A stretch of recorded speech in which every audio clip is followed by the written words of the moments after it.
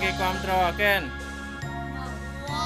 hai nâng với ná control phơi mà nè xử lý muối ta chắp nam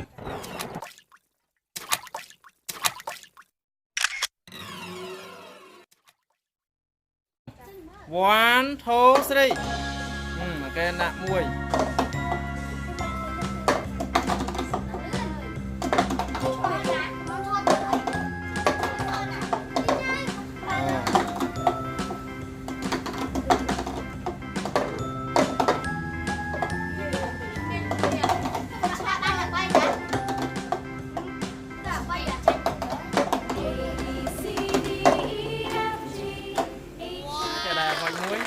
Jangan ya selai muối còn rồi thôi.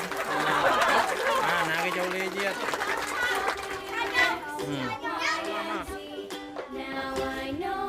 Rồi nà cái control Lisa.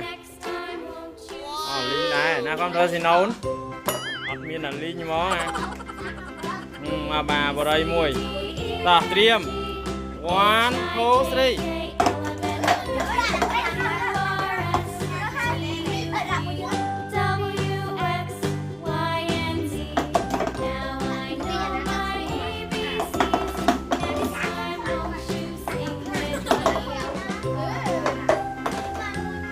Ôi kê nè đã không chết đã nhìn ok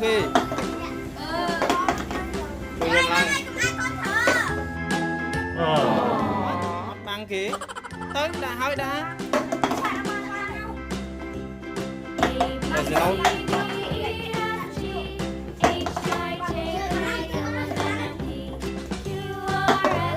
sẽ nấu đã nè bạn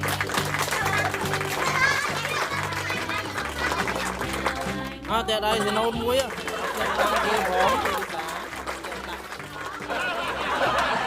cái tiệc, bà sẽ dương man tay chiên kê khỏi kia, ta triêm lấy nè cái control vào đây, vì là mình nè cột, vì nè nè control Paul, Paul nè control chào nó rồi theo nào, 1 2 3.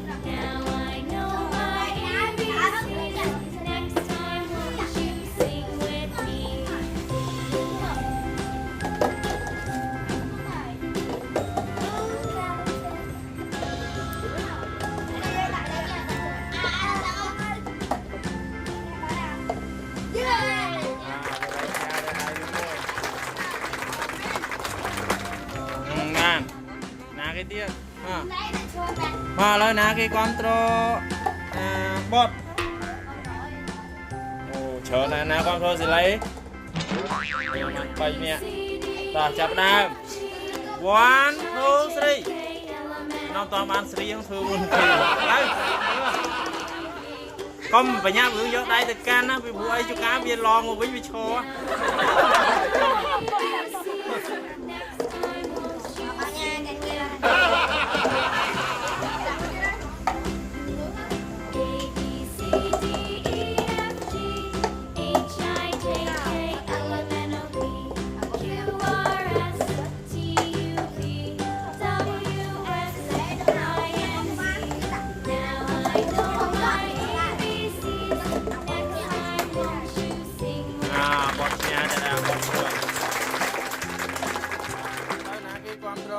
sẽ đây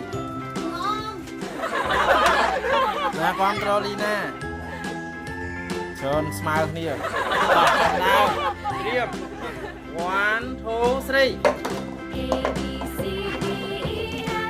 3 cùng chơi phép vào đây phép